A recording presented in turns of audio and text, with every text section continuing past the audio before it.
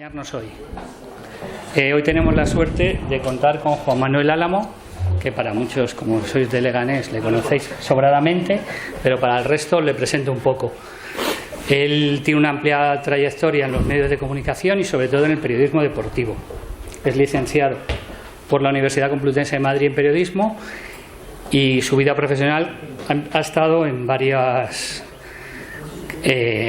cadenas y televisiones: Radio Continental, Antena 3, Radio Marca, el periodo Marca, y luego ha estado también, o está actualmente, en el ámbito institucional, siendo el responsable de los medios de comunicación, en especial del Ayuntamiento de Leganés. Del alcalde en concreto. Del alcalde, y es el que dirige Leganews, que es el periódico local del Ayuntamiento.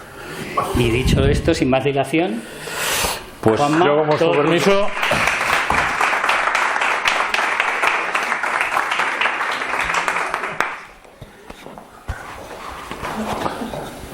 os va a tocar. Ahí estamos. Esa os dejo que la pongáis vosotros, ¿vale? Ahí estamos. Bueno, buenas tardes. Muchísimas gracias por vuestra asistencia. Los que me conocéis, gracias porque os hayáis dado el paseo. Los que no me conocen, pues gracias por estar aquí. Y por supuesto, gracias a... ¿Qué ha pasado? No, me voy a grabar. Vale. Y por supuesto decía gracias a Fase de todo corazón al final por haberse acordado de un periodista que lo que quiere es compartir, espero que un buen rato con vosotros, ¿no? Un rato de historias. Permitidme que le agradezca personalmente a Ángel Juárez, que fue la persona que se puso en contacto conmigo, y salvo que él me corrija, yo creo que tardamos 10 segundos en solucionarlo. 10 segundos creo que fue. Juanma, ¿te apetece esto? Y le dije sí, inmediatamente, además que sí. Al final no dejamos de ser los periodistas pues humildes contadores de historias, ¿no? A mí, en mi caso, además, yo tengo una ventaja con el hecho de estar aquí hoy, y es que comparto y respeto plenamente los objetivos de esta casa y de estas paredes, los métodos y los resultados, ¿no? Que poco a poco se van consiguiendo, ¿no? No tengo ninguna duda, además, de que no hay más camino en la era que nos ha tocado vivir que unir esfuerzos entre todos los que entendemos que es necesario fortalecer la institución fundamental, y esa institución no es otra que la familia. A partir de ahí, el resto podemos hacer todo, ¿no? Hace unos días, como consecuencia de un libro forum que tuvimos precisamente en Leganés, tuvimos a una escritora que se llama Cristina Campos, que fue finalista del Premio Planeta hace unos años, y me tuve que leer un libro, que por eso os recomiendo que lo leáis porque es precioso, que se llama Pan de limón con semillas de amapola. Es un libro muy bonito, que merece mucho la pena. La película es bastante peor. Existe la película, para los que no quieran ver el libro, pero tiene poco que ver con el libro, ¿no? En las primeras páginas de ese libro hay una reflexión que a mí me gustaría hacer mía para el espacio en el que estamos, ¿no? Lo estábamos comentando hace un momento. En esas primeras páginas del libro hay una frase que a mí me llamó muchísimo la atención y que yo la pondría en el primer sitio cuando uno entra a una casa. Entra y se encuentra una frase, ¿no? Y la frase es esa: una casa es el lugar donde uno es esperado. Donde a uno no le esperan no es una casa. Donde a uno no le esperan puede ser muchas cosas, pero de luego no es una casa. Por lo tanto, permitidme que diga que hoy juego en casa porque me estaban esperando y me siento especialmente bien, ¿no? de estar aquí, ¿no? Mi presencia aquí nace de 40 años de experiencia profesional. Parecen muchos, pero es que empecé muy joven. Tengo 58 en los medios de comunicación y especialmente en el mundo del deporte. Caí en el deporte por accidente, caí por casualidad, porque era algo con lo que nunca me imaginé, pero sí llegué allí, y parte de esos 40 años, pues afortunadamente, como digo, han sido muy vinculados, ¿no? a esa historia, ¿no? Son 4 décadas de experiencias en el mundo del deporte, en el mundo de la comunicación, en el mundo profesional, en el mundo no profesional, que la verdad es que han ido dejando una manera en mí de entender la vida, y que no solamente ha condicionado mi vida, sino los de los que me han rodeado en la vida. Me ha condicionado mi familia, me ha condicionado lo que he podido disfrutar más o menos de mis hijos, lo que pude disfrutar de mi matrimonio, y entiendo un poco que esa es la razón por la que estoy aquí sentado hoy también, ¿no? Me decía Ángel, cuando estuvimos hablando, dice: ¿vas a preparar alguna presentación? Voy a contar un secreto porque esto pasó anoche de madrugada, prácticamente. Él lo sabe y algunos con los que hemos estado hablando antes también. Yo no soy mucho de presentaciones, soy mucho más de hablar, y ahora os explicaré el por qué soy más de hablar. Y le dije: bueno, si la hago, te la mando. Bueno, yo acabé ayer la ponencia, digamos, a una hora tardía y dije, perdóname la expresión, joder, estamos en el 2026, tecnología pura, vaya chapa lo de sentarse a contarle a alguien, a los demás sin tener nada de referencia, ¿no? Y entonces le metí la ponencia a ChatGPT y le dije, necesito unas imágenes de todo este chorizo que acabo de colocar aquí. Y entonces me fue dando imágenes que están creadas todas por inteligencia artificial a raíz de esta ponencia, que luego vais a ir viendo algunas de ellas, otras no, porque son fotos, ¿no? Ahora, eso sí, yo soy más de escribir, siempre he sido de escribir. Soy una persona que ha crecido en una generación que hemos entendido el compromiso con la verdad y siempre he pensado que la mejor improvisación es toda la que está escrita, ¿no? Bueno, pues si alguno, cuando terminemos, os quedan ganas, todo eso está resumido en una diapositiva preciosa, que es la última que la veréis luego, donde están todas las diapositivas juntas y donde se resume en una imagen todo este tiempo, ¿no?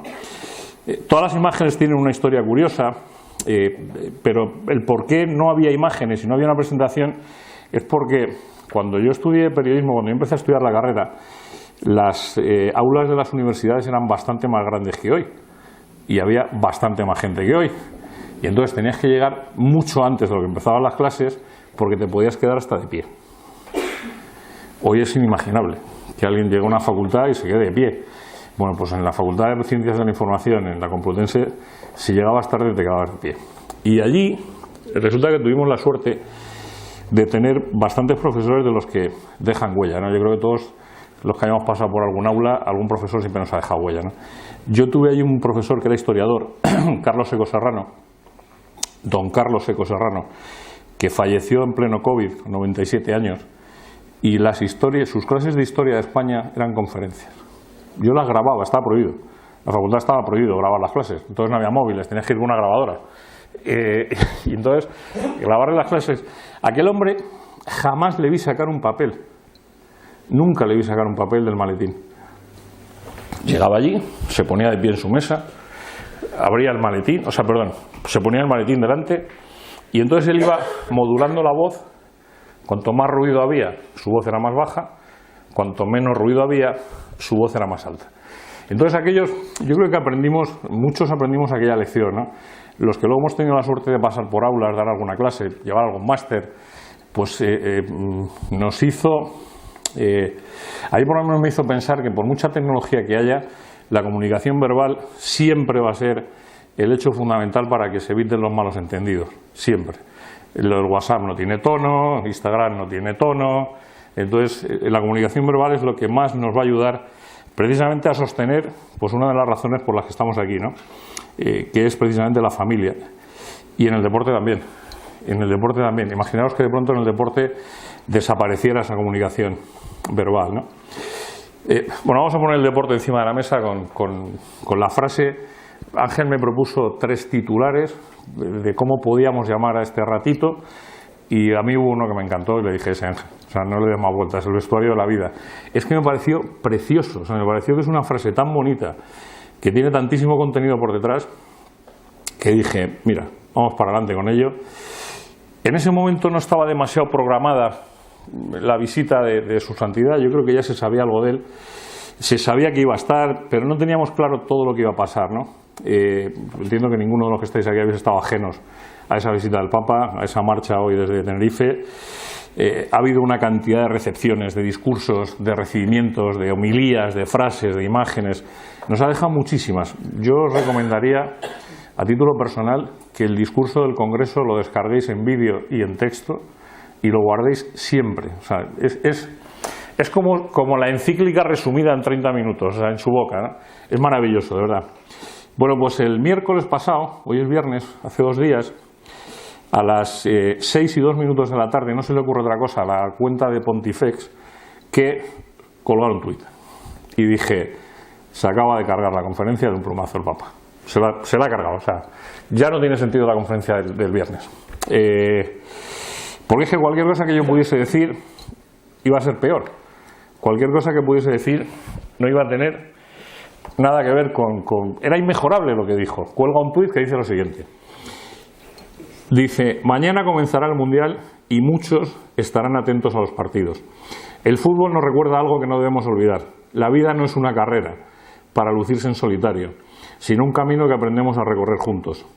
Quien no sabe pasar el balón, aunque tenga talento, todavía no ha entendido el juego. Y quien no sabe vivir con los demás y para los demás, todavía no ha entendido la vida. Y acababa con una almohadilla, viaje apostólico. Yo os prometo que me quedé helado, porque dije, es que ya no hay que contar más, si ya lo ha contado él. O sea, en ese tuit estaba explicado todo, ¿no?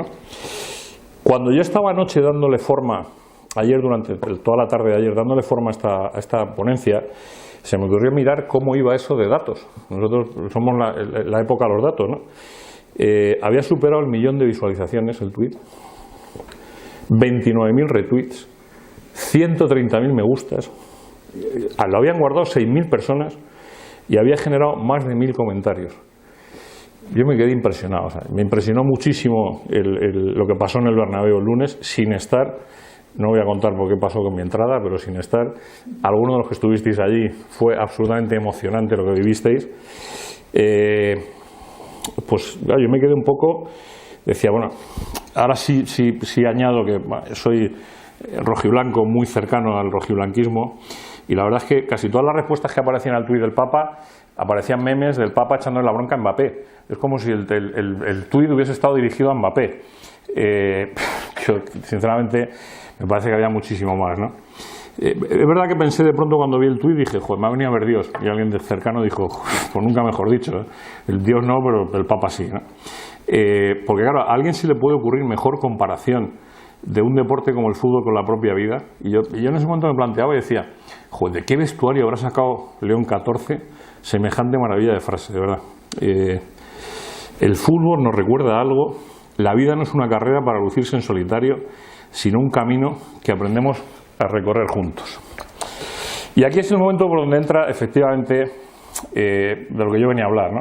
De esas claves humanas que se esconden detrás del deporte y detrás del deporte de alto nivel, ¿no? El vestuario como una metáfora de la vida cotidiana, un espacio donde convive el esfuerzo, los egos, la disciplina, el compañerismo, la superación y también la fragilidad personal, donde la gente se muestra mucho más como es, como en su casa, ¿no? Os decía antes que el Santo Padre lo ha puesto muy complicado, pero bueno, vamos a intentar seguir el recorrido que yo más o menos tenía previsto. Convive todo eso que os decía, pero necesita todo un equipo, necesita un vestuario, necesita una disciplina, necesita una superación. Y como bien os han contado en la presentación, yo he tenido la enorme suerte durante prácticamente 40 años de mi vida de disfrutar, y de disfrutar en muchos vestuarios y en muchas historias dentro, y con algún ciclista del que luego veréis alguna foto que se enfadaba conmigo cuando llegaba a la meta hecho polvo y me decía, joder, qué día más malo, Juan, me decía, haber estudiado. Y siempre se enfadaban conmigo, siempre decía la misma frase en las metas, haber estudiado. Mirad, además, yo he tenido siempre la suerte de tener unos jefes maravillosos, las cosas como son, he tenido esa suerte, salvo uno. Pero hasta ese uno, que fue el que provocó mi salida del periodismo deportivo, pero me permitió acercarme al mundo en el que he vivido después tantos años de comunicación institucional y corporativa, ¿no? Por lo tanto, aprendí otro oficio dentro del propio oficio, ¿no? Durante casi 30 años he tenido la suerte de conocer a deportistas de casi todas las disciplinas que os podéis imaginar. Todas. O sea, y cuando digo todas es hasta un señor que juega a la petanca que tiene 93 años y tiene en su casa 126 copas de campeón de petanca. O sea, todo lo que os podéis imaginar. Deporte, fútbol, baloncesto, ciclismo, balonmano, vela, ajedrez, golf, rugby. He tenido la suerte de estar en un montón de competiciones. Pero hubo una competición en concreto que a mí me enriqueció muchísimo como persona, muchísimo, que fueron los Juegos Paralímpicos de Barcelona, esos Juegos, o sea, esos Juegos. Volviendo al viaje del Papa, cuando veíamos las impresionantes imágenes del otro día de la Torre de Jesús, cuando se inauguró la Torre de Jesucristo de la Sagrada Familia, el que más y el que menos, los que vivimos aquello, los que no lo vivisteis evidentemente no, la cabeza se nos fue al 92. Todos nos fuimos al año 92. Todas las comparaciones de los medios de comunicación han sido con el año 92, con aquella Barcelona maravillosa en la que se podía vivir, se podía ser feliz, se podía disfrutar de esa Barcelona extraordinaria, de esa Barcelona que se abrió al mar, que cambió por completo la fisonomía de esa ciudad. Yo no tuve la suerte de estar en los Juegos Olímpicos porque me castigó un jefe, bien castigado estaba, por cierto, pero sí decidió que fuese a los Juegos Paralímpicos. Aquello fue algo de verdad por encima de lo normal. O sea, fue una experiencia que todo lo que veías en aquellos deportistas era superación, era esfuerzo, era ganas de vivir. Y de pronto, yo tenía 24 años, tenía un hijo que entonces tenía menos de un año, todavía no los había cumplido, y una vida por delante que me lo tapaba una cortina, la cortina de la duda esa que uno tiene cuando es joven y dice, ¿qué va a ser de mi vida y tal? Cuando yo viví aquello y cuando yo volví de Barcelona, de aquella experiencia de los Juegos Paralímpicos, vine con una frase en mi cabeza que era que mis problemas eran míos. Eso que hoy escucháis mucho, eso de que problemas del primer mundo, pues hace 34 años yo ya pensé problemas del primer mundo. Fue precioso, precioso. Un día acudió, esta foto tiene historia, esto es la inteligencia artificial, la iba a cambiar, pero luego pensé y dije, no, la voy a dejar para que veáis que la inteligencia artificial no es perfecta. ¿Y por qué? Porque un día acudió a la redacción de Radio Marca un nadador paralímpico, Xavi Torres, nació sin brazos y sin piernas. Entonces, cuando yo le iba a dar la mano a Xavi Torres, yo me quedé diciendo, ¿qué le doy? ¿Por dónde le agarro a esta criatura? Y la verdad es que él empezó a reírse, dice, no te preocupes que no es el primero que le pasa ni vas a ser el último. Me ofreció el muñón y me dijo, yo saludo apretándome el muñón. Digo que la iba a quitar porque esta foto es lo que ha hecho la inteligencia artificial con Xavi Torres. Le ha puesto manos, Xavi Torres. Xavi era un tío, bueno, sigue siendo, ¿no? Su sentido del humor superó por completo mi vergüenza. O sea, yo decía, es que de estas veces que dices, tierra, trágame, por Dios, tierra, trágame. Bueno, pues esta criatura fue maravilloso ese momento, ¿no? Lo mejoró muchos años después. Apareció un premio una vez, un premio que le dieron a Leo Messi, de un busto sin cabeza y sin brazos. Entonces, Xavi Torres reprodujo esa foto y puso un tuit que decía lo siguiente. Dice, un momento, ¿lo pienso solo yo o el trofeo de Messi se parece sospechosamente a mí? Exijo una explicación, decía Xavi Torres. Me hubiese gustado coger el tuit, pero se me fue.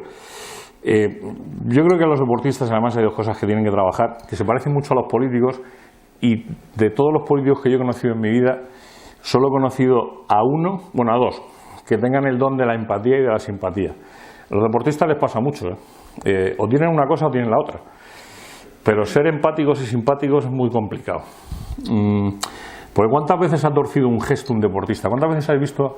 Porque además los gestos agradables de los deportistas son menos agradables de lo que parece, y cuando tuercen el gesto con un periodista, pues ya tenemos un problema, Aunque yo sí os recomiendo, por favor, que no fiéis mucho de lo que digan los periodistas. ¿Por qué? Ya os cuento la historia de esa noche en concreto. Yo soy atlético hasta la médula, atlético, y solo admiro a un madridista, que es a este. Y se lo dije, cuando me hice la foto con él le dije, eres el único madridista al que admiro. Y esa noche, por eso os quería contar que no fiéis mucho de los periodistas, resulta que estábamos en una gala, Marca celebraba una gala, ¿no? Y yo tuve un altercado con un tipo que igual sabéis algo de él. Eso va a dar alguna pista. Eso os da alguna pista. Rafa Nadal. Posiblemente el que esté considerado como el mejor deportista de la historia de este país. Levantó 14 veces, ha sido campeón de Roland Garros, es el ídolo de toda España, pero a mí se me cruzó la noche de Raúl, se me cruzó, y yo aquella noche ya tuve un problema. Pues una de las tantas galas que organizaba Marca, y pues yo me acerqué a Rafa y le dije, Rafa, vente por favor al stand de la radio que te queremos entrevistar. Estaba ya hasta las narices de entrevistas y me dijo, mira tío, ya he estado con los de Marca arriba en el Hotel Rich, ya he hecho las fotos. Le dije, no, que es la radio, que no es el periódico. Y me dice, que no bajo. Entonces, yo no se lo perdoné nunca a Rafa Nadal. Hay que ser idiota, hay que ser idiota, por mi caso, no por el de él. Os traigo a colación como introducción la historia de la tontería esta de Rafa, para contaros a todos una historia que mezcla muy bien, además, la familia, la exigencia y la superación, que se resume en eso, en esa imagen, que ahora os cuento con detalle, pero básicamente es esa historia. Durante muchos años el entrenador de Rafa Nadal fue su tío, Toni Nadal, hermano del jugador del Mallorca, de Miguel Ángel Nadal. La noche que Rafa ganó su primer Roland Garros, él se queda en el hotel, él me refiero a su tío, él no, Rafa se fue de marcha a celebrarlo, ¿no? Bueno, pues él pica algo, vuelve a la habitación y al día siguiente se iba Rafa a Alemania. Y su entrenador, que era su tío, se queda y le mete una nota por debajo de la puerta con todo lo que había hecho mal.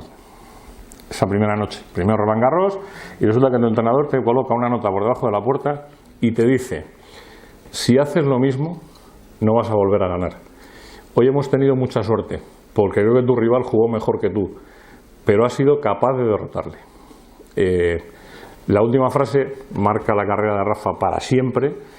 A partir de ahí es el Nadal constante, sacrificado, ese que hemos visto, que hasta el final, hasta la extenuación, hasta reventarse en un partido, hasta esa prácticamente todo lo que hemos conocido de Rafa Nadal se resumía en esa frase: y en aquello no vas a repetir título.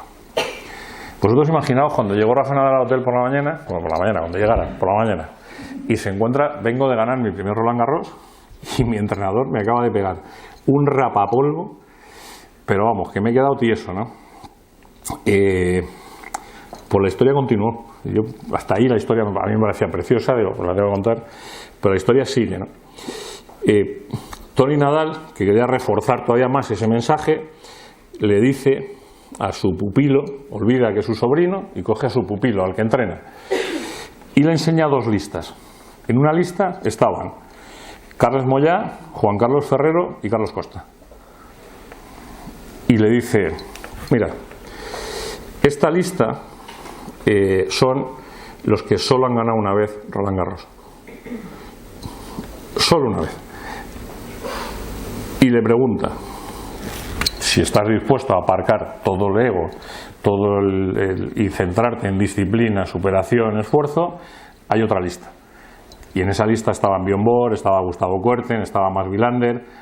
Dice: tú vas a decidir con tu vida y con tu esfuerzo en qué lista vas a querer estar. A las pruebas nos remitimos con los años que pasó, ¿no?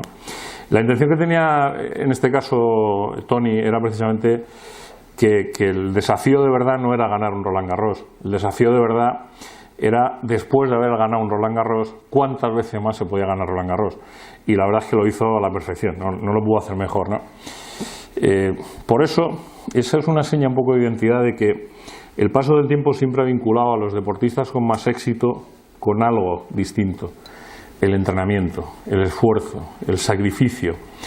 No solamente el don que Dios les da, que los deportistas muy buenos tienen un don, que es la aptitud con P, sino en este caso lo que trabajan toda su vida, que es la actitud con C, en este caso, ¿no? Un deportista con mucho talento y poco esfuerzo es un deportista condenado al fracaso, sin ninguna duda. Una familia con mucho dinero y poco amor es una familia condenada al fracaso. Y exige mucho esfuerzo y mucho sacrificio también el poder salir adelante, ¿no? Y a principios de este siglo, bajo un abuelo, pero es que fue así, yo estuve durante prácticamente un año trabajando sobre un libro que nunca vio la luz. Me propusieron hacerlo en el periódico Marca y nunca vio la luz, que fue coger la biografía de los 20 mejores deportistas del siglo pasado y trabajar sobre ellos. Entonces yo empecé a coger la historia de los 20 deportistas mejores del siglo pasado y trabajar sobre ellos. Ahora voy a la lista, no entera, pero sí parte de ella, porque además hay historias muy bonitas. Y claro, ¿qué pensáis que podrían tener en común jugadores de baloncesto, atletas, jugadores de béisbol, boxeadores, ciclistas, golfistas, nadadores? O sea, todos tenían una característica en común. Todos, sin ninguna. Además, tenían algo, poseían esa aptitud. Habían recibido el don de ser mejores que sus compañeros, mucho mejores, en muchas disciplinas, pero todos hacían algo más. Y a mí me llamó mucho la atención porque estaba hurgando en la vida de un boxeador, en la vida de un tipo que había jugado al béisbol en los años 40. Yo decía: joder, pero ¿qué puedo tener? Bueno, pues efectivamente, entrenaban más que los demás, trabajaban más que los demás, perfeccionaban más que los demás, se dejaban más tiempo que los demás en mejorar. Y eso nos vale a todos en la vida, no valía solo para ellos, sino si Dios nos regala, perdonadme que lo diga así, pero es que yo soy muy creyente, si Dios nos regala el don y nos da la aptitud, pongamos nosotros la actitud O sea, si nos regala una familia maravillosa, hagamos que la familia sea maravillosa. Cuando los demás habían terminado, ellos seguían entrenando, seguían en la piscina, seguían en el tatami, seguían en la cancha, seguían en la pista. Y ese esfuerzo fue lo que les permitió llegar a la gloria, ¿no? De la lista yo creo que vais a conocer a más de uno. Entre esos 20, ya os digo, deportistas del siglo pasado. Un tal Michael Jordan, creo que lo conocéis, ¿no? No hay que explicar mucho de quién era Michael Jordan. El mejor jugador, el más influyente en la historia de la NBA. A uno tenía dos nombres, no sé por cuál de ellos es más fácil conocerle, o Cassius Clay o Mohamed Ali, boxeador, tricampeón del mundo de peso, era otro de esos 20 mejores deportistas. Un tío que ganó 3 mundiales de fútbol, ahora que estamos con el mundial, el único que lo ha hecho hasta ahora, un tal Pelé, que igual también sabemos quién es. A mí hubo uno que me sorprendió muchísimo porque había fallecido en 1948, es decir, va a ser dentro de 22 años, era 100 que murió. Y era jugador de béisbol, jugaba en los Yankees de Nueva York, Babe Ruth. Os invito a que veáis su vida porque a fecha de hoy sigue siendo considerado de los mejores deportistas, el mejor jugador de béisbol de la historia. O sea, han pasado casi 100 años, sigue siendo considerado igual, ¿no? Hay otro que tiene mucho de simbolismo que yo creo que por joven que uno sea, la imagen la ha visto, bien sea en cine, bien sea en películas, que es esa imagen de un atleta negro en mitad del Estadio Olímpico de Berlín en los Juegos del 36 en pleno nazismo, Jesse Owens, que ganó pues 4 medallas de oro, Carl Lewis, que para mí ha sido el atleta más elegante que he visto nunca en una pista. Y hay uno, a ver, que es una cuestión mía personal, que por eso le traigo, pero es que además es cierto que es de los mejores deportistas de la historia.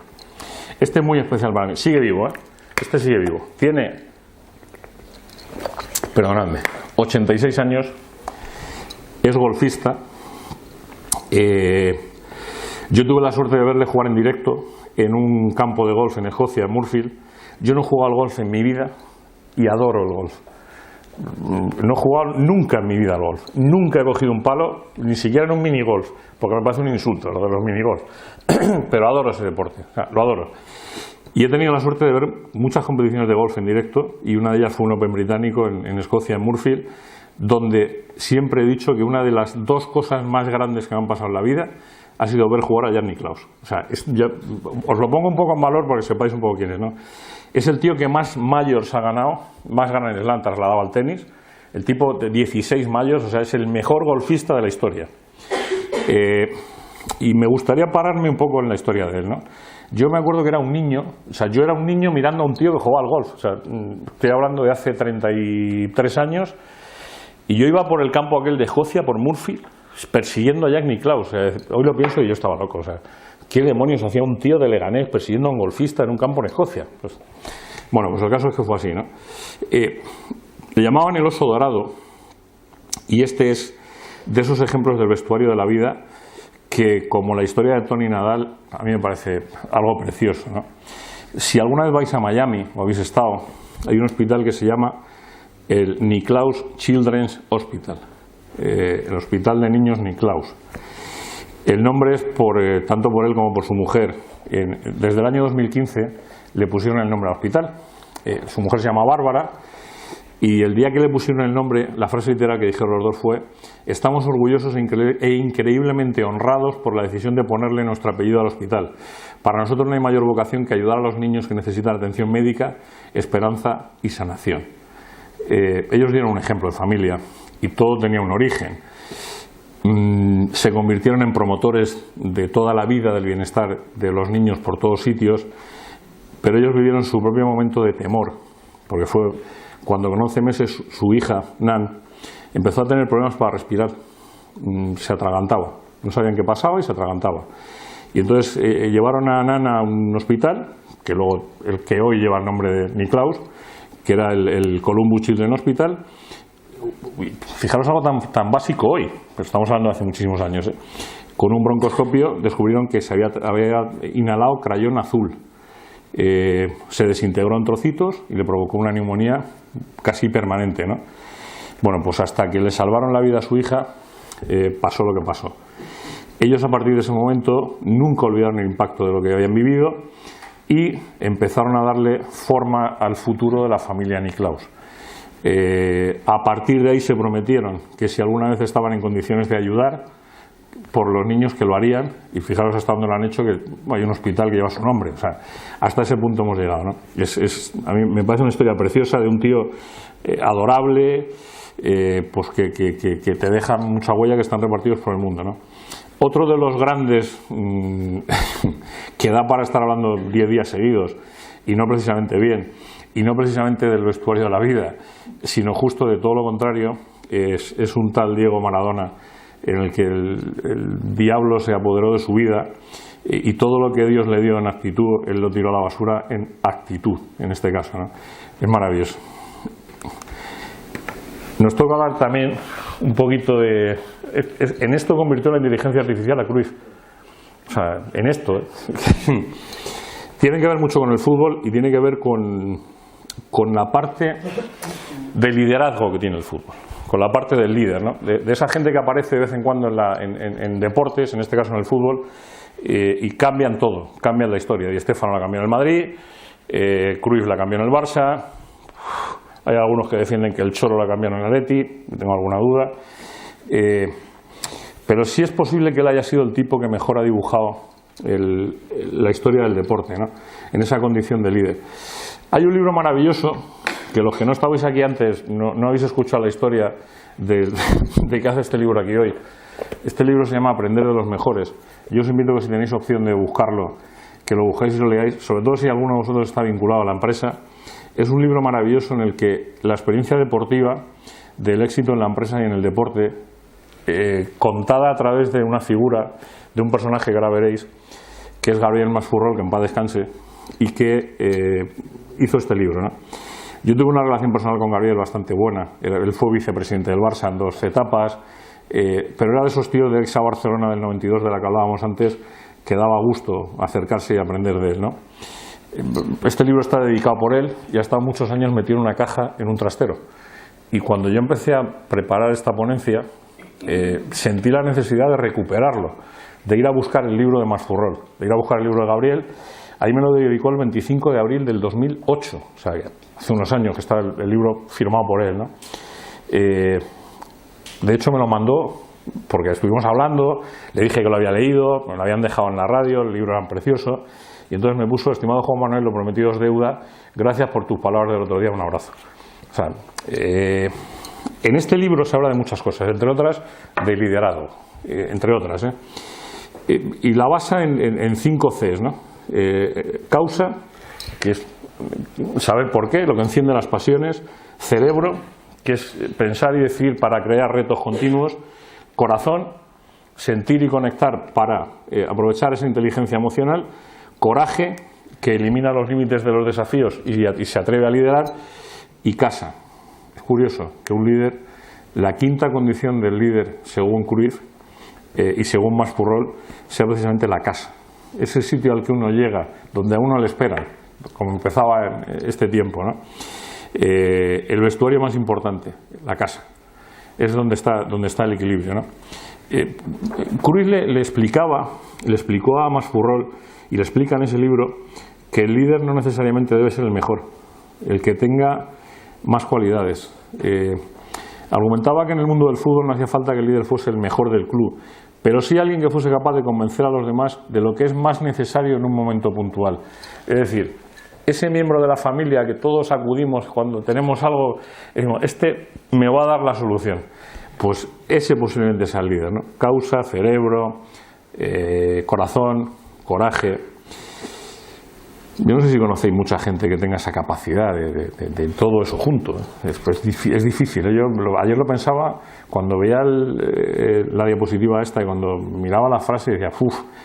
Bueno, yo no os quiero aburrir mucho más con la lista. Apuntaros más gente que se había: Mar Spiek, un nadador que logró 7 medallas de oro en los Juegos Olímpicos de Múnich; Steffi Graf, que es la tenista, la mejor tenista de la historia, 22 títulos de Grand Slam, única tenista que ha ganado el mismo año el Golden Slam, que yo era una palabra que había olvidado, y ayer la recordé y dije: ay, es verdad, que es los 4 grandes torneos del mundo del tenis y además el oro olímpico. O sea, Estamos hablando de gente que es muy top en la historia del deporte, ¿no?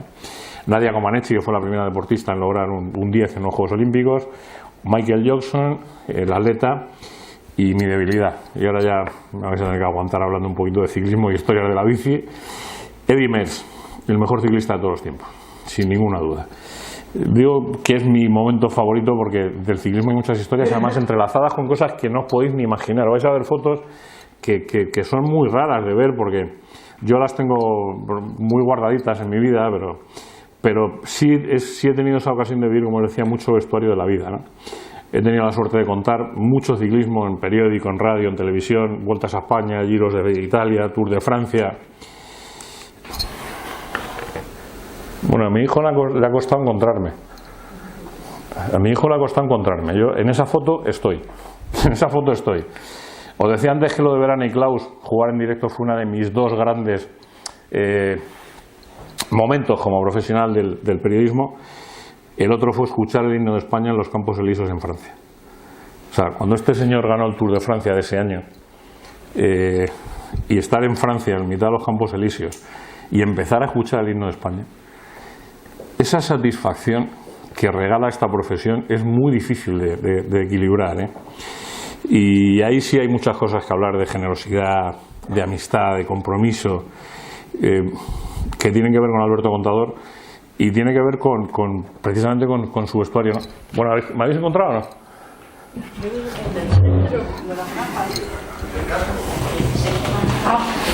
El que lleva el micrófono de Radio Marca en la mano. Ahí estaba. Por cierto, en el Ayuntamiento de Leganés hay un maillot de un ganador del Tour metido en un despacho al que llamé no hace mucho y le dije: Carlos, me voy a llevar tu maillot. Digo, el que le regalaste al ayuntamiento, me voy a llevar a mi casa.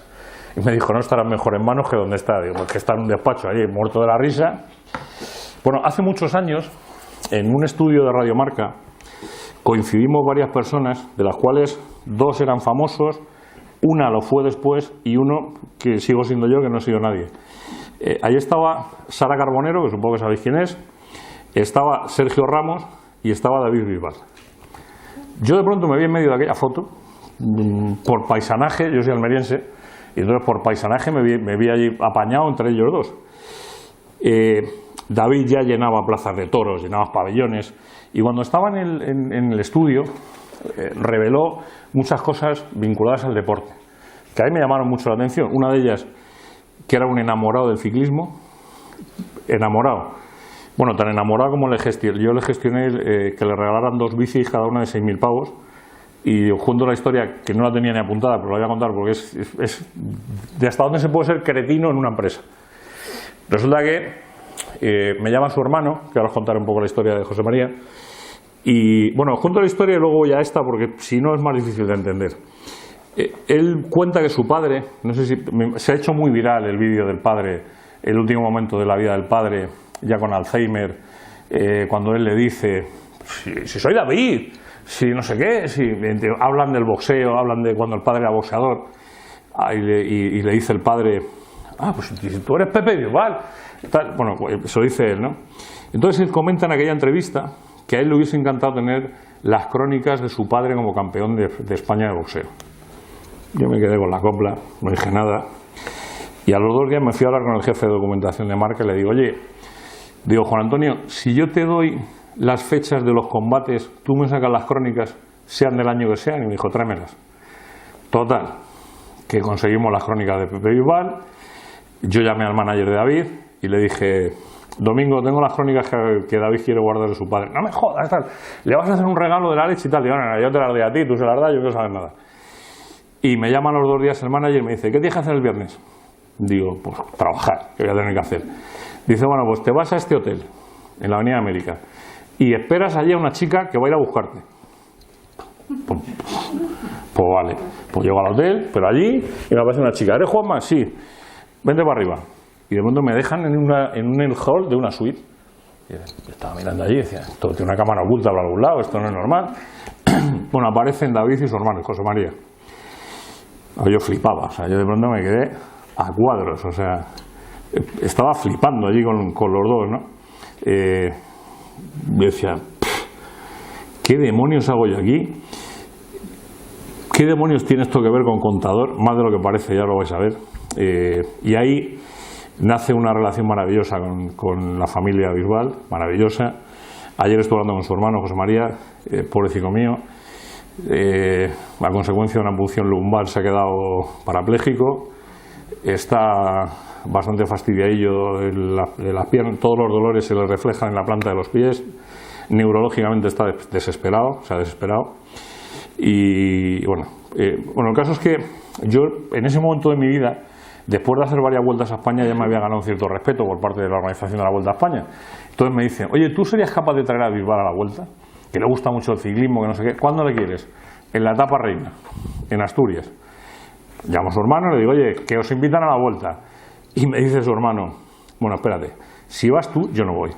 Digo, a ver, me estás diciendo que me haga yo cargo de tu hermano, y tú estás loco. Si quieres que me haga cargo yo de tu hermano una Vuelta a España, y tú no estás viendo la cabeza, José María. Dice que no, que te hagas cargo de él. Aeropuerto, hotel, bueno, hasta se dejó, esto no lo he contado nunca, palabra no, que no lo he contado nunca, se dejó David en el helicóptero que le bajó desde una montaña asturiana hasta el aeropuerto, se dejó el bolso con toda su documentación, el dinero, todo. ¿Cuál sería el nivel de confianza que me lo dieron a mí? Me dijeron, yo no volví a Madrid hasta 3 días después, y le dije, oye, que yo no llego a Madrid hasta dentro de 3 días, que yo me voy con mi hijo, que está allí sentado, que puedo dar fe de que todo lo que estoy contando nos pasó tal cual, porque él iba en el coche sentado a mi lado y yo redactándole la crónica y él escribiéndola en el coche. Y nos fuimos con su bolso a Valladolid, ¿recuerdas? Que luego se lo llevamos cuando llegamos a Madrid. Bueno, pues lo mismo que pasó con él en la Vuelta, me vuelve a llamar su hermano y me dice, oye, que David da un concierto en Pinto y que Alberto quiere ir a verle. Digo, ¿qué me estás contando? Dice, que te hagas cargo de él. Digo, ¿de quién? Digo, de tu hermano no, porque va a dar un concierto. Dice, no, de Alberto.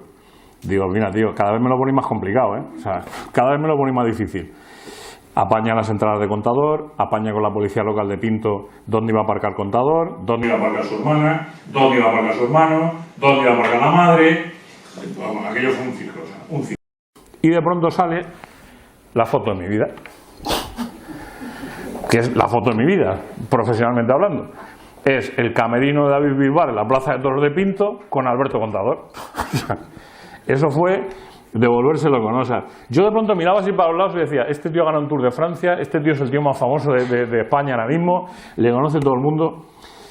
Y la verdad es que luego lo piensas con el paso de los años y dices, creo que ser buena gente, ser generoso, ser compañero, ayudar a estos dos, porque al final estaba ayudando a dos que no necesitaban que les ayudara un tipo como yo, pero ayudarles a los dos, pues a mí me regaló la foto profesional de mi vida, que es esta, sin ninguna duda. O sea, es que además fue algo muy precioso, ¿no? O sea, aquel camerino, aquella imagen del vestuario, para mí era mucho más que un ciclista y un artista.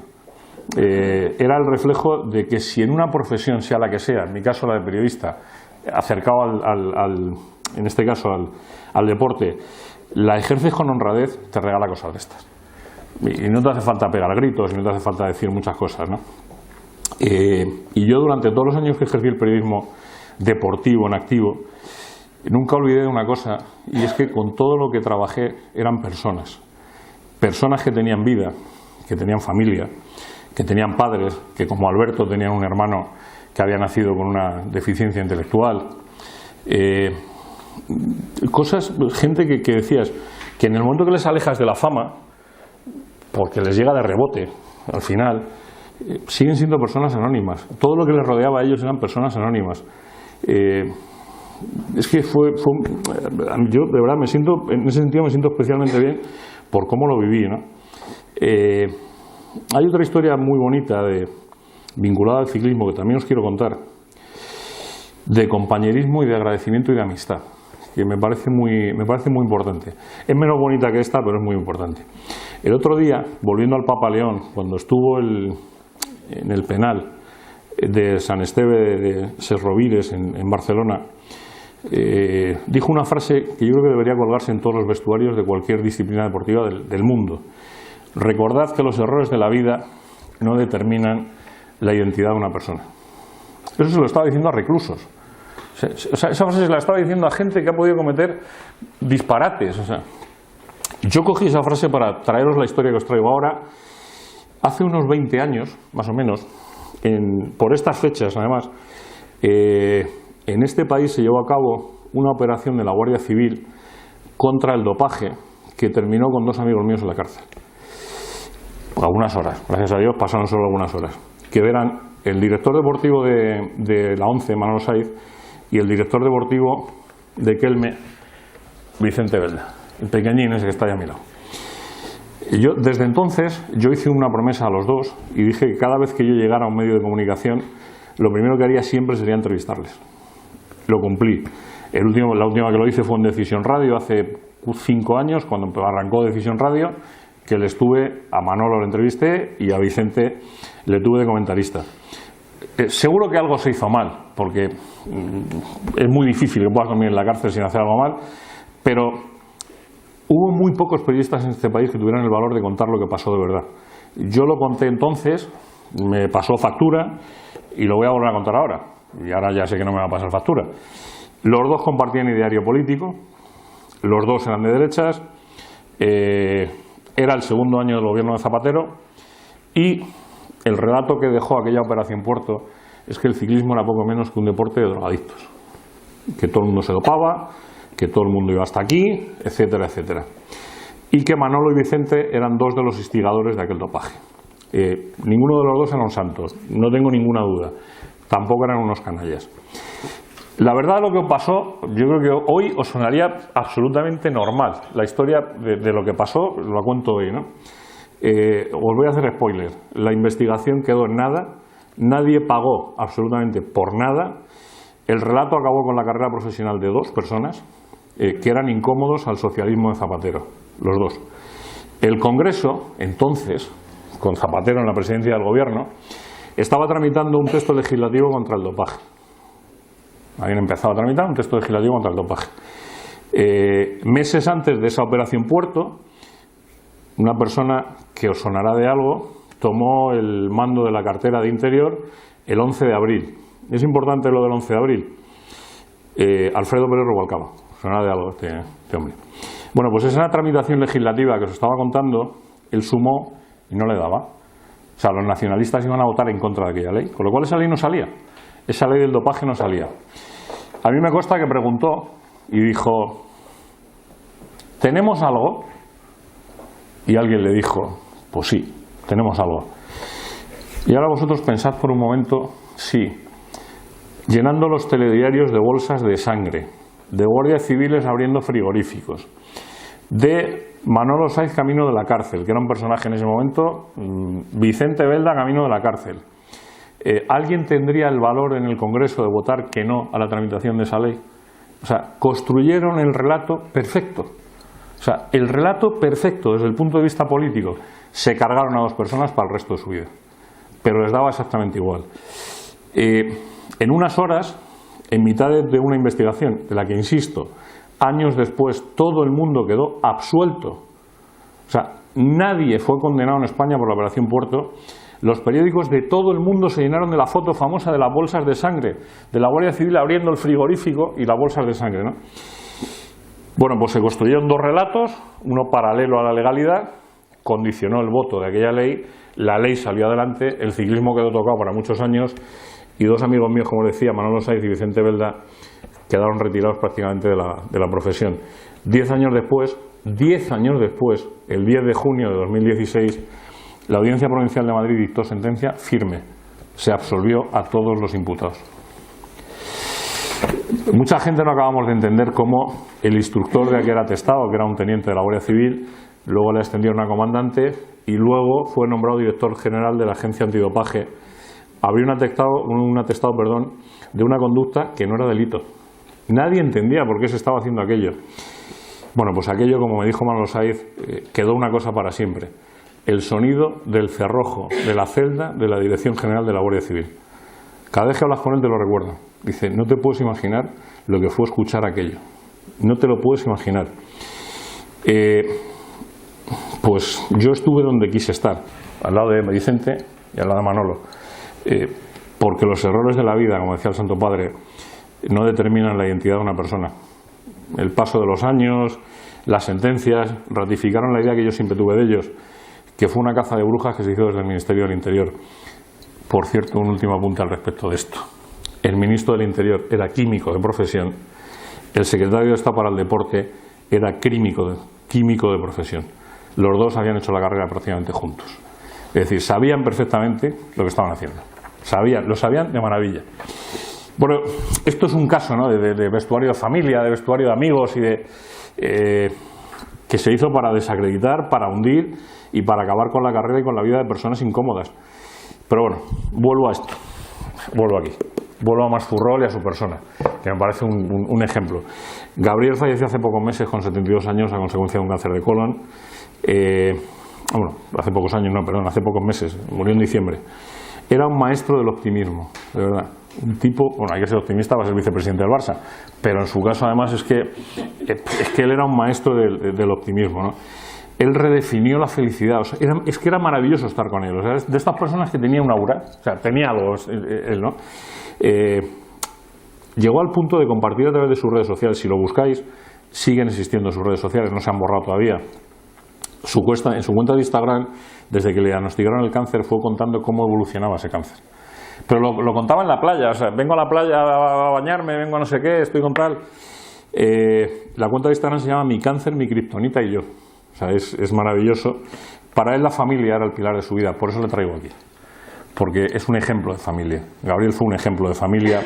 Él nunca se cansaba de repetirlo, ¿no?, que la familia era lo más íntimo, lo que más amas, aquel círculo por los que darías tu vida, el proyecto más importante de su vida. Él siempre decía que para él la familia, una persona que ganó dinero muchísimo, ¿no? Por eso digo que él en ese libro compendia lo mejor de la razón de estar aquí hoy, ¿no?, de ese vestuario de la vida. Funda USP Hospitales, él es el fundador de esa cadena hospitalaria. Tiene un hijo discapacitado, fallece cuando tenía 3 años, el niño, y a partir de ahí él se plantea como objetivo empujar y visibilizar el mundo de la discapacidad en la infancia. Y él siempre repetía dice, es que para mí no hay sueño más bonito a los que apoyar, los niños y los discapacitados. Él partió de esa base siempre, ¿no? Como os decía, fue un par de veces vicepresidente del Barça, estuvo siempre vinculado al deporte y por eso le deja un poco para el final, porque creo que es el que más aporta a esta charla, ¿no? Con 72 años, ¿cómo sería la cosa? Que su fallecimiento nos provocó lágrimas a muchos, con la lejanía de estar donde estaba, ¿no? El Madrid emitió un comunicado en su página web. Estamos hablando de un vicepresidente, una persona que había sido vicepresidente del Barça. Tampoco era, en el momento en el que fallece alguien, por lo que el Madrid, en condiciones normales, emitiría un comunicado oficial en su página web. En este comunicado el club explicaba que había sido durante toda la vida un ejemplo de generosidad y solidaridad, uno de los empresarios más emblemáticos del sector sanitario de España. Siempre se dedicó con entusiasmo a sus 2 grandes pasiones, el deporte y la salud. Su marcado carácter filantrópico siempre mantuvo ligado a proyectos sociales y solidarios. Fue uno de los cofundadores de la Fundación Catalana Síndrome de Down y en 2006 puso en marcha mi Fundación Àlex en memoria de su hijo, que había fallecido, como digo, a los 3 años, también enfocada en el trabajo con personas con síndrome de Down. En el libro al que me he referido varias veces, no tengo nada que ver con este libro, quiero decir, no trabajo en la editorial, no, simplemente me parece que es un libro de estos de cabecera. Yo tengo una frase que repito mucho, que los que me conocen me han oído decirla, que creo que en la vida uno tiene que leer 2 libros, que le vale para vivir, que son la Biblia y el Quijote. Con eso cualquier persona sería capaz de pasar por la vida. Con esos 2 libros solo, no hace falta leer más. Que tenéis tiempo, pues lo buscáis y leéis que está muy bien. En ese libro hay varios detalles que importan a lo que estamos hablando de esa mezcla de vestuario y familia, ¿no? Uno de ellos es la planificación, el trabajo en equipo. La planificación lo utiliza Miguel Indurain. Para el trabajo en equipo utiliza al jugador de balonmano, insisto en esto, jugador de balonmano Iñaki Urdangarín, el ex de la Infanta. De la coherencia pone de ejemplos a Camacho y a Fran Rijkaard, de la mentalidad ganadora a Arantxa Sánchez Vicario, de la capacidad de sacrificio a un montañero que ahora os contaré la historia, vamos casi acabando, de la humildad a Vicente del Bosque, de disfrutar y divertirse trabajando a Ronaldinho y de la satisfacción del deber cumplido a gente como Butragueño o Valero Rivera, ¿no? Algunas pinceladas, ¿no?, de cada uno de ellos. Esto es que lo quería contar porque es que esa portada es maravillosa, la de abajo.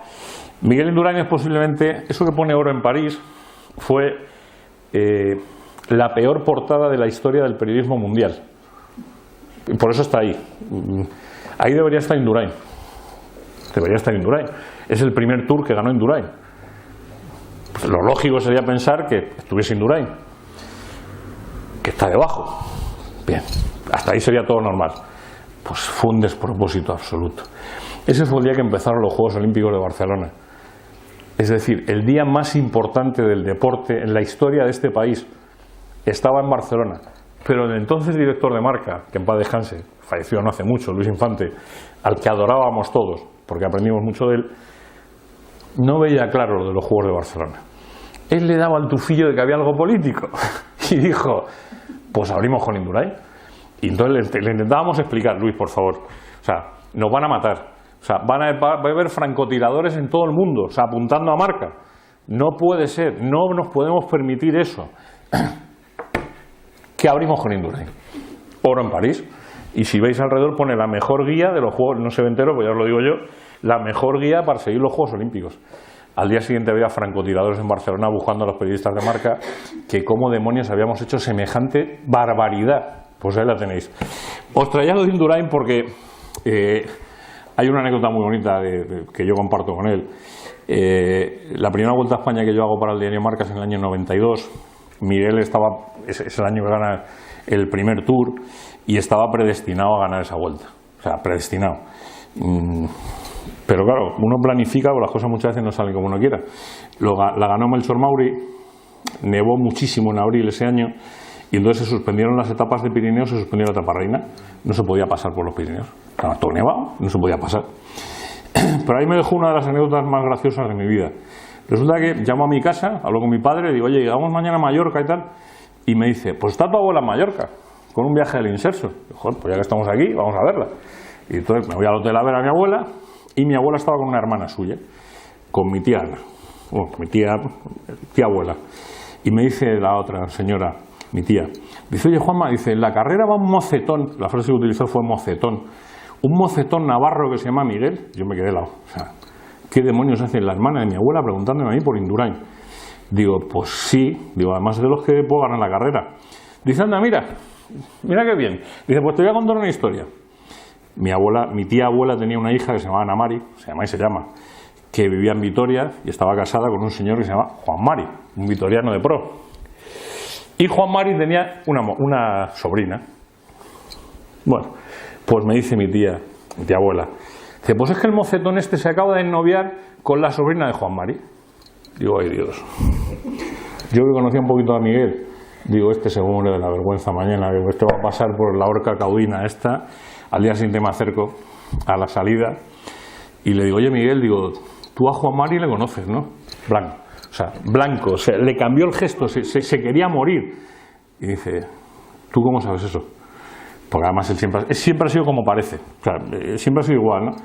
Y ya le conté un poco la historia y le dije, oye, no te preocupes, digo que es familia, es tal.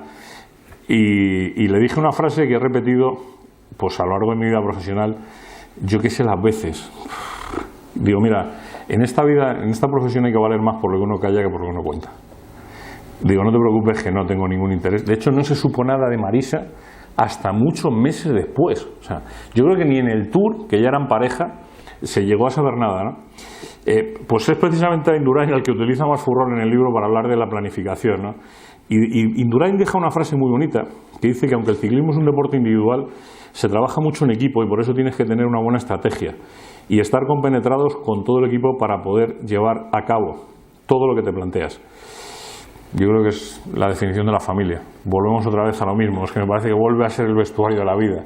Es decir, podemos ser personas individuales dentro de una familia, pero si no trabajamos en equipo, nos podemos ir de verdad a otro sitio, ¿no? Esa compenetración del trabajo en equipo es la que luego Urdangarín dijo que era un poco la clave del éxito, ¿no? Que era posible conjugar la ambición personal y el trabajo en equipo con dos conceptos compatibles siempre que mantengas el compromiso con el grupo.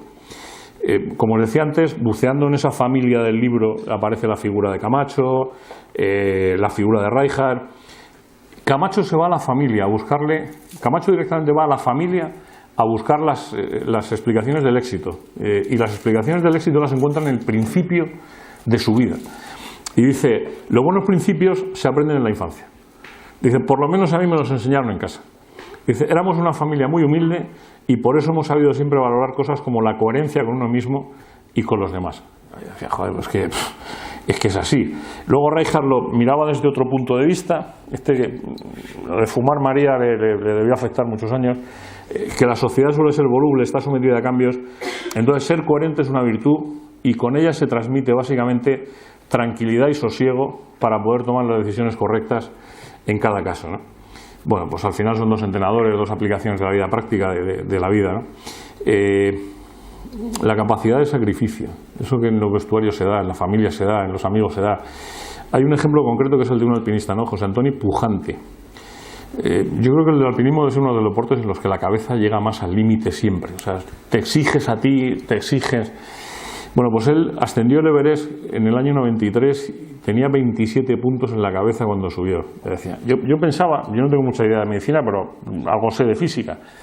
Joder, si tú estás subiendo 8.000 metros de altitud con una herida de 27 puntos en la cabeza, el riesgo de que te reviente la herida es bastante alto. Bueno, pues el colega dijo dice, bueno, supongo que sí, pero esto es una demostración de la importancia de la fe y la firmeza en que crees que vas a conseguir un objetivo. Se quedó tan pancho. Tan pancho. A propósito del alpinismo, vivimos una experiencia en la radio, cuando empezó Radio Marca, muy bonita, desagradable, sorprendente. Juan Oyarzábal, uno de los mayores alpinistas que ha tenido este país, estaba en el Everest. Siempre que iba al Everest le acompañaba un redactor de Marca. La radio acababa de empezar y esa subida al Everest se complicó mucho. Se complicó tanto que un jefe de entonces de Marca, permitirme que me ahorre el nombre, le dijo a alguien, llamad ahora mismo al redactor que está en el Everest, que Juanito se nos muere. Pues no lo sé, pero no penséis que le dijo eso preocupado por la salud de Juanito. Le importaba 3 pepinos la salud de Juanito. Él lo que quería era que contásemos en directo que el otro se estaba muriendo. La verdad es que a mí me sorprendió muchísimo, ¿no? Pero esa podredumbre del periodismo ha ido a peor, ha ido a mucho peor. Y no me refiero a este señor, que este señor está Dios, el Papa y luego está Del Bosque. Por ese orden. O sea, y no soy madridista, repito, no soy madridista. Pero creo que si seguimos en esos valores del deporte y que tienen que adornarlo, una de las personas que más ha hecho por el deporte es Vicente, sin ninguna duda además. Es admirado y respetado por todos, salvo por los soberbios. Repito, por todos, salvo por los soberbios. Y esa humildad que él tiene, pues tuvo que enfrentarse precisamente a eso. Estamos hablando de un tío que ganó como entrenador 2 Copas de Europa, una Copa Intercontinental, una Supercopa de Europa, 2 ligas, como seleccionador nacional, un Campeonato de Europa, un Campeonato del Mundo. Y no se le ocurre otra cosa que decir al colega, la humildad no está reñida en absoluto con la ambición. Creo que son conceptos que se complementan. Se puede ser humilde y ambicioso a la vez. El afán de querer ganar siempre tiene que existir en un deportista, pero al mismo tiempo la discreción y la humildad son valores muy importantes a la hora de dirigir grupos. Y se quedó tan pancho. Sí, pues si eres humilde, pues ya sabes lo que tienes, ¿no?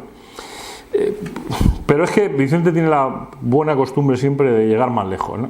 Esa foto, por cierto, es de Leganés de hace dos semanas, creo. O sea, os cuento la historia porque pues, que con Vicente las historias estas son preciosas. Este fin de semana, es decir, hoy, mañana y pasado, se está disputando en el Escorial el Mundial 3 contra 3 de unihockey, que es un deporte que es como, a quien le guste, pues es un deporte florbal, lo llaman. Entonces Vicente fue a promocionar el deporte con la gente de Special Olympics, que son la gente que tiene una discapacidad, y estuvo con ellos allí. O sea, bueno, el hecho de que su hijo le ha influido mucho a lo largo de su vida, pero es que le llamas para cualquier cosa y ahí está. Entonces, a mí me pareció que bueno, pues que la foto estaba muy chula, digo, os la voy a llevar. Decía Vicente, dice, son mucho más útiles que el deseo de imponerse con autoridad intentando no machacar al contrario. Estamos en un mundo en el que la imposición siempre es mala y el estar muy por encima perjudica las relaciones. Vuelvo a decir lo mismo, me da igual que sea el deporte o la familia. O sea, os lo podéis llevar donde queráis. Es que de verdad que lo del vestuario de la vida, Ángel, solo tengo palabras de agradecimiento, porque era tan difícil ponerle un título a una cosa de estas. Quería ir casi concluyendo ya, esperando que además que este recorrido, pues bueno, que de alguna manera pues que os haya sido un buen ejemplo para todos vosotros. Y ahora sí tengo que sacar un poquito de Atlético, pues si no, no me quedo yo tranquilo. Eso es como, joder, no puede ser. Estuve viendo el documental de la despedida de antes de ayer y la verdad es que lloré en el campo y lo volví a ver antes de ayer y seguía llorando, ¿no? Pero es que me parece muy bonita la foto. Me parece que refleja, me parece algo maravilloso, ¿no? La despedida del tío que más goles ha metido con la camiseta del Atlético de Madrid, que tuvo que pedir perdón 2 veces. La última vez lo pidió el día que se despedía, que no tenía por qué hacerlo. Sus compañeros, su mujer, lo que lloraron esas criaturas. Lo que lloraron esas criaturas, esa mujer lo que pudo llorar el otro día en el Metropolitano. Pues ese es el escenario que nos tiene que quedar del deporte. Para mí es una foto que resume un poco lo que estamos hablando hoy también, ¿no? Sus hijos, él, lo que pudo llorar es él. Bueno, lo que pudo llorar, si hubiese metido las lágrimas ese día en algunas botellas de estas, yo creo que hubiese sido maravilloso, ¿no? Luego hay otra que quiero contar de la familia, que esta yo creo que él no la sabe. Hace 4 semanas o 5 semanas estuvimos en Sevilla en la final de la Copa del Rey. Yo sé que está allí sentado al final y yo. Fuimos en un autobús de una peña, ¿eh? O sea, no penséis que fuimos en coche, en taxi, no, autobús de una peña, unos campeones, 7 horas para Sevilla de ida, 7 de vuelta, 10 en Sevilla, con un fresquito que hacía aquel sábado, os podéis imaginar, o sea, un fresquito que te mueres. El Atleti perdió esa final, porque la perdió. Pero yo desde ese día hasta hoy lo he repetido un montón de veces. Lo que yo viví con aquel personaje que tiene 32 años, las horas que pasé juntos, las emociones que viví, creo que el camino mereció la pena por encima muchísimo del resultado. Muchísimo del resultado. Y si tuviese que volver a repetir el mismo camino 1.000.000 de veces con el mismo resultado, no tengáis ninguna duda que lo haría, porque el mejor vestuario de la vida, como decía Cruyff, la casa de la vida, el sitio donde a uno se siente que le están esperando, es la familia. Y entonces, para mí esa imagen resume muchísimo, y la frase, ¿no? Lo que importa es con quién celebras el camino, ¿no? Pues quiero cerrar otra vez, volver a esa brutalidad del Bernabéu. ¡Qué barbaridad! O sea, qué barbaridad, qué brutalidad. El fútbol nos recuerda algo. Mañana comenzará el Mundial y muchos estarán atentos a los partidos. El fútbol nos recuerda algo que no debemos olvidar. La vida no es una carrera para lucirse en solitario, sino un camino que aprendemos a recorrer juntos. Quien no sabe pasar el balón, aunque tenga talento, todavía no ha entendido el juego, y quien no sabe vivir con los demás y para los demás, todavía no ha entendido la vida. Este es a lo que yo venía, a deciros que no está tan lejos un vestuario del salón de una casa. A esto venía, a deciros que el deporte es una escuela, pero que la familia es el hogar, y que donde aprendemos a ser personas es ahí, ¿no? Que agradeceros de verdad de corazón vuestra presencia. Espero que os haya merecido la pena pasar este rato, y a partir de este momento a vuestra disposición, lo que vosotros decidáis. Para mí ha sido un placer.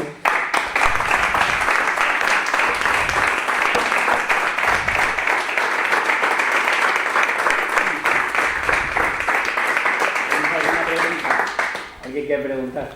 Después de estas charlas a mí lo que más me ha convencido son tus anécdotas personales, porque las has vivido y nos las has comentado con mucha pasión. Sí ha sido. Y esto fue lo que hizo la inteligencia artificial de verdad.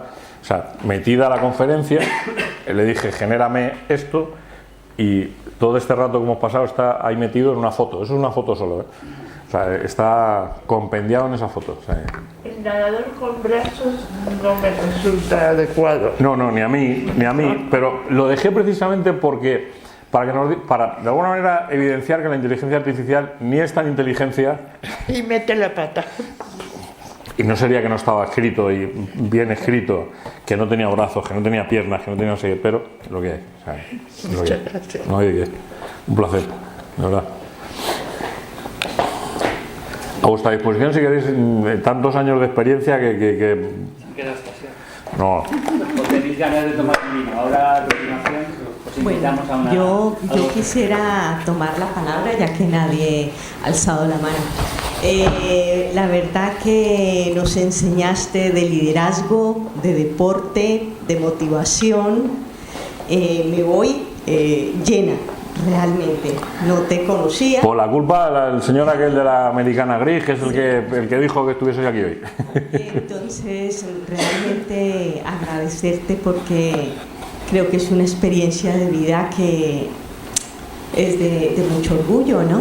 De enorgullecerse. Bueno, agradeceros a vosotros. Para mí ha sido un placer, de verdad, ya lo sabéis.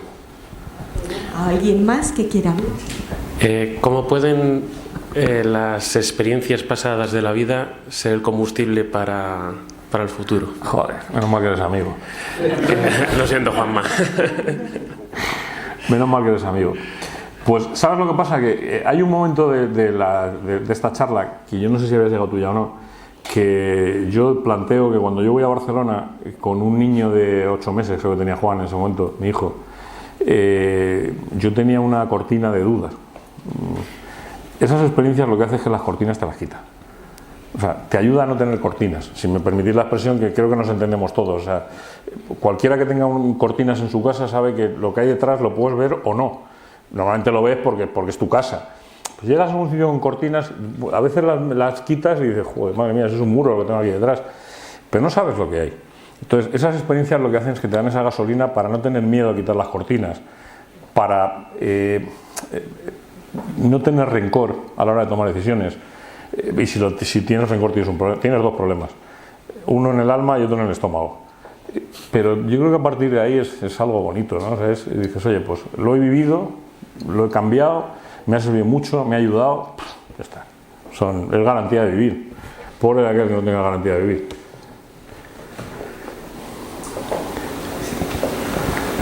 ¿Echas de menos haber perdido esa experiencia en el deporte y haber cambiado a una vida total? Espérate.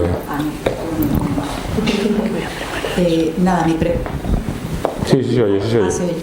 Nada, mi pregunta era que si echas de menos toda esta experiencia que tú has tenido con personajes del deporte y con esa vida tan sana que es el deporte, con la vida o con la profesión que tienes ahora en el mundo de la política. Todos los días. Todos los días porque mira que hay muchas cosas que coinciden. Bueno, hay una cosa que el deporte y la política tienen los dos, y es que ninguno de los dos tiene memoria. O sea, además son dos actividades que está demostrado que ninguna de los dos tiene memoria. O sea, la política no tiene memoria, y es evidente, y el deporte no tiene memoria, y es evidente. Entonces, los que tienen memoria son, como digo yo, los que contamos las historias, ¿no? Entonces, a ver, me voy quitando el mono con el podcast que hago del Atleti, me voy quitando el mono con un programa de televisión que me invitan a una tertulia para hablar de deporte y de fútbol y no sé qué, me voy quitando el mono con cosas de esas, pero lo he hecho muchísimo de menos. Porque he sido muy feliz. O sea, he sido una persona que he disfrutado mucho de mi profesión, que he aprendido muchísimo, que me ha dado la opción de ver sitios a los que posiblemente jamás hubiese ido. Presumo de que gracias a la Vuelta a España he visitado todas las provincias de este país, todas. O sea, de hecho, mis hijos cuando van a algún sitio por ahí raro, alguna provincia rara, papá, ¿dónde vamos a comer? En Albacete, a este sitio. ¿O dónde vamos a no sé dónde? Entonces, joder, es que estar con la Casa Real, que te conozcan los escoltas de la Casa Real, parece una chorrada. Pero llegar a tu casa, comprarte una casa y que un tío que vive en esa casa te mire y te diga: ¿tú por qué llevas una camiseta de la Copa del Rey de Vela si eso solo se vende en Palma? Y decirle: tú eres escolta del Rey, ¿no? Entonces quedarse el otro cuadro, ¿no? Quiero decir, acercarte a mundos que realmente es muy... O sea, te ayuda mucho a ser persona, te acerca a realidades muy complejas también de vez en cuando, ¿eh? Pero yo creo que claro que se echa de menos. Es que la política bien hecha es maravillosa porque es una actividad social y pública que es, joder, es hacer el bien común. Pero el deporte es otro mundo, o sea, y luego he tenido la suerte de estar en sitios muy buenos. O sea, he tenido la suerte de trabajar en el periódico que más periódicos ha vendido en la historia del periodismo en España. O sea, que ya no por la venta, sino por todo lo que aprendimos de ese señor que digo que había fallecido. O sea, que no tenía ni idea de deporte. O sea, yo aprendí de un señor que presumía de no saber deporte, y era cierto, pero sabía hacer periodismo. Era buena persona. Tenía 9 hijos. Los iba metiendo en el periódico los formaba y fuera, no quería ver a ninguno allí, pero según empezaban su vida, empezaban allí. Entonces, es que te da mucho. Lo que pasa es que es verdad que sigo manteniendo mucho contacto de aquellos, no los he perdido. La Vuelta a España salió de Leganés porque yo había estado en la Vuelta. Y al director de la Vuelta le dije, tenemos que sacar la Vuelta de Leganés. Por cierto, no contar la anécdota, a propósito de lo que me has preguntado, la cuento pues muy graciosa. Presentamos la Vuelta a España, el nombre de la etapa era Parque Sur, Leganés, Madrid. Y me llama el director de la Vuelta y me dice, Juanma, tenemos que sacar la Vuelta de Parque Sur. Digo, joder, Javier, ¿qué ha pasado? Dice, pues que hemos firmado con Carrefour y resulta que Parque Sur es Auchan, es la competencia. Digo, ¿tú sabes lo que nos va a caer a nosotros por cambiar la Vuelta de sitio ahora? No sé qué. Y le digo, ¿qué sacamos políticamente nosotros de esto? Y dice, que no pagáis canon. Entonces la Vuelta a España salió de Leganés y Leganés no pagó un céntimo de euro por la salida de la Vuelta a España. No, pues mira, por benditos a Dios. A ver. Es muy bonita, es una profesión preciosa, yo estoy encantado. Siempre digo que siento que no haber disfrutado más de mi familia porque no he podido. Pero también es verdad que gracias a esto pues mis hijos han visto sitios que probablemente no hubiésemos visto que no haber sido por esto. Pero vamos, prefiero el viaje a Sevilla. Prefiero el viaje a Sevilla, fue mucho más bonito. Pues un placer. Bueno, Juan Manuel. Lo del vino ya lo dejamos a mano.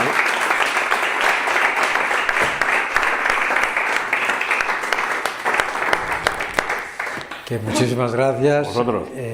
Un placer. Yo te iba a preguntar una cosilla ya, profesor. No, esta es muy fácil. Tú has conocido muchos deportistas y ya pues donde estamos en fase, yo te quería preguntar si el deporte une o no las familias de los deportistas. Es decir, si todos los deportistas parece que es un poco contradictorio, porque si el deportista se pasa mucho tiempo fuera de casa, al final la familia, ¿qué papel juega en su... A ver, mira, el título del que le pusimos a esto, lo del vestuario de la vida, yo creo que el vestuario de la vida es la familia. El vestuario de la vida es, y el deportista, y esto que voy a decir lo digo, perdóname la expresión porque puede sonar fea, pero el deportista que tiene un mal entorno está jodido. Cuando digo entorno me refiero a la familia. El deportista que tiene un buen entorno tiene todo hecho, todo hecho. O sea, es el caso que hablábamos antes de Indurain, maravilloso. La gente que tiene un buen entorno familiar saben esperar, entre otras cosas porque, y esto puede sonar muy, yo qué sé, excesivamente pragmático, pero el deporte les da lo que no hubiesen tenido de ninguna de las maneras. Con lo cual es que no tienen más remedio que esperar y que ser paciente, y que también es verdad que hay relaciones que se las lleva por delante. Este pobrecito mío de Alberto pues estuvo muchísimos años con su chica y con los años pues acabó la relación, pero no acabó por el deporte. Yo es que creo que las relaciones, en este caso concreto en el deporte, no acaban por el deporte, acaban porque uno es un viva la virgen y no tiene cabeza. Entonces da igual que sea un deportista, pues si fuese químico sería igual, pasa que es deportista, pues ya está, vamos a ver. Muy bien, gracias. Pues nada, oye, ahora tenemos aquí una Coca-Cola, vino, lo que queráis, para seguir charlando con él.